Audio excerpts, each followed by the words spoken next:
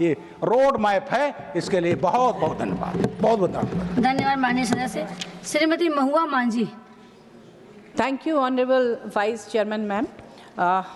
5 minute. थोड़ा मुझे extra चाहिए क्योंकि इधर भी आपने दिया है। झारखंड का मैं अकेले प्रतिनिधित्व कर रही हूँ। फाइनेंस मिनिस्टर और ऑनरेबल निर्मला सीतारमण जी द्वारा प्रस्तुत केंद्रीय बजट 2025-26 ने व्यापक आलोचना को भी जन्म दिया है। केंद्र सरकार के सबका साथ सबका विकास के दावे के बावजूद बजट भाजपा शासित राज्यों का पक्ष लेता हुआ और झारखंड जैसे विपक्ष शासित राज्यों में राशि और परियोजनाओं के आवंटन में भेदभाव करता हुआ साफ प्रतीत होता है। झारखंड भारत में सबसे समृद्ध संसाधन युक्त राज्यों में से एक है, जो कोयला, आयरन ओर और अन्य खनिजों के विशाल भंडार के माध्यम से राष्ट्रीय अर्थव्यवस्था में महत्वपूर्ण योगदान देता है। इसके बावजूद इस बजट में राज्य की बड़े पैमाने पर अनदेखी की गई है। राज्य सरकार को केंद्र सरकार द्वारा कोयले की रॉयल्टी के जो देने थे 1,36,000 करोड़, हमारे माननीय मुख्यमंत्री हेमंत सोरेन जी के बार बार वहाँ पर पत्र लिखने के बावजूद अभी तक वो पैसा नहीं दिया गया है और इस बजट में भी उसका कोई ऐसा उल्लेख नहीं किया गया है, जबकि उस पैसे से हमारे राज्य में बहुत काम हो सकता है और माननीय हेमंत सोरेन जी का जो सपना है अपने समृद्ध राज्य को देश का नंबर 1 राज्य बनाने का, वो पूरा हो सकता है। इसलिए मैं रिक्वेस्ट करती हूँ कि जल्द से जल्द उस राशि का भुगतान कर दिया जाए। झारखंड में धनबाद में आप जानते होंगे कि झरिया में कोयले पर आग लगी हुई है ज़मीन के नीचे सालों से।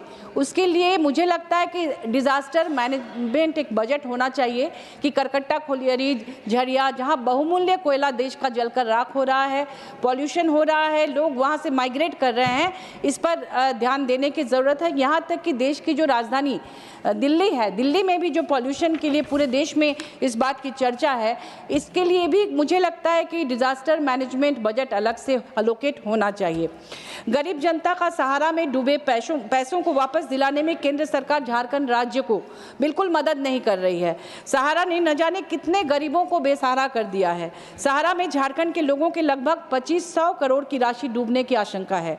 3 लाख से ज़्यादा छोटे बड़े निवेशकों का पैसा फंसे होने का अनुमान है। धनबाद के लगभग 1872 लोगों ने राज्य सरकार से शिकायत की है। राज्य सरकार लगातार केंद्रीय रजिस्ट्रार को पत्र लिखकर पैसे वापस दिलाने की मांग कर रही है, लेकिन माननीय सुप्रीम कोर्ट के निर्देश के बावजूद केंद्र सरकार मौन है। इस पर ध्यान देने की जरूरत है। जल जीवन मिशन के तहत वित्तीय वर्ष 2024-25 के लिए झारखंड को 2,11,422 करोड़ का आवंटन दिया गया था, लेकिन जनवरी 2025 तक केवल 29,517 करोड़ ही दिया गया केंद्र सरकार द्वारा, यानी स्वीकृत राशि का 14% ही जारी किया गया। कई ऐसे इलाके हैं जहां हमारे राज्य में जहां जल की भयानक समस्या है, उसकी किल्लत है, हाहाकार मचा हुआ है। झारखंड का एक जिला है गांडे, जो बिहार से सटा, एक विधानसभा क्षेत्र है गांडे जो बिहार से सटा हुआ है।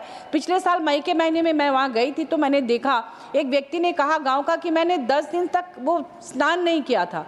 वहां पर जितने भी जल स्रोत हैं लगभग सब सूख चुके हैं, चापानल, कुआं, कोई काम नहीं कर रहा है। इसलिए जल जीवन मिशन के लिए जो स्वीकृत राशि है वो अविलंब हमारे राज्य को दिया जाए।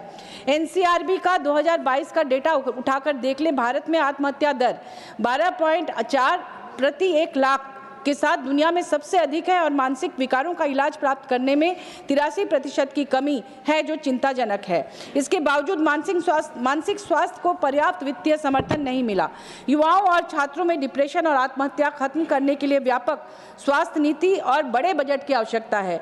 झारखंड में रांची स्थित CIP भारत का सबसे पुराने और प्रतिष्ठित मानसिक स्वास्थ्य संस्थानों में से एक है, लेकिन इस वर्ष के बजट में इसी पूरी तरह से इसे नज़रअंदाज किया गया है। यह संस्थान अपने वातावरण और जलवायु परिस्थितियों की वजह से मानसिक स्वास्थ्य देखभाल के लिए आदर्श माना जाता है, फिर भी केंद्र सरकार इसकी उपेक्षा कर रही है।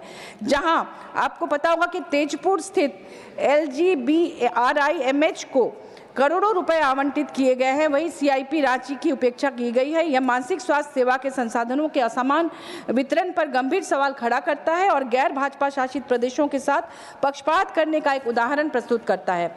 इस बार के बजट में ऐसा प्रस्तावित है कि प्रधानमंत्री इंटर्नशिप योजना 2024 के तहत भारत सरकार देश के प्रमुख कंपनियों के साथ मिलकर अगले 5 वर्षों में 1 करोड़ युवाओं को इंटर्नशिप प्रदान करेगी। इंटर्नशिप के दौरान युवाओं को 5,000 प्रति माह का भत्ता मिलने की बात कही गई है, जिसमें 4500 रुपये प्रतिमाह सरकार देगी और 500 प्रतिमाह कंपनी देगी अपनी तरफ से। यहाँ इस बात की तरफ ध्यान दिया जाना जरूरी है कि 500 रुपये प्रतिमाह जो कंपनियां देंगी वह उनके पूर्व निर्धारित CSR से जाएगा, यानी इस तरह अगले 5 वर्षों में अपने CSR के मद में सीधे सीधे 500 करोड़ रुपए की कटौती कर दी जाएगी। यानी यह योजना पहले से चल रहे कॉर्पोरेट सोशल रिस्पॉन्सिबिलिटीज की कीमत पर भाजपा सरकार का अपना विज्ञापन है।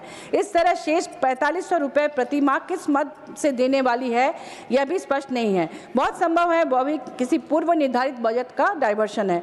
अतः इस स्तर पर सरकार को अपनी स्थिति स्पष्ट करनी चाहिए और इस योजना के लिए अलग से बजट का प्रावधान किया जाना चाहिए, क्योंकि जिस इलाके में कंपनियां काम करती हैं वहां के पॉल्यूशन से निपटने की जिम्मेदारियां कंपनियां उठाती हैं। प्रोजेक्ट अफेक्टेड एरिया में CSR फंड का इस्तेमाल art, culture, education, sports, women empowerment, गरीबी उन्मूलन, लोकल इंफ्रास्ट्रक्चर डेवलपमेंट जैसे महत्वपूर्ण कल्याणकारी योजनाओं के लिए किया जाता है, जिन्हें सरकार अपनी तरफ से इंटर्नशिप मद में खर्च करने को बाध्य कर रही है। जबकि सच तो यह है कि इंटर्नशिप के बाद बस 2 मिनट कोई जॉब गारंटी नहीं है, जैसा कि मुझे मेरे सवाल पर माननीय मंत्री जी ने कहा था।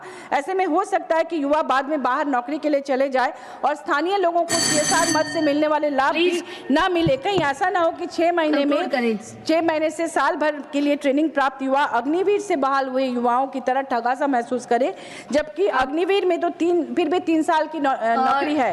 वादों की गठरी, मैं 2 पंक्ति बोलकर खत्म कर रही हूँ कि किसी ने कहा है, ठीक ही कहा है, कि वादों की गठरी उठाए फिरते हैं, हक की बातों को दबाए फिरते हैं, रोजगार के नाम पर मिलती है तालीम और सपनों को बहलाए फिरते हैं। धन्यवाद।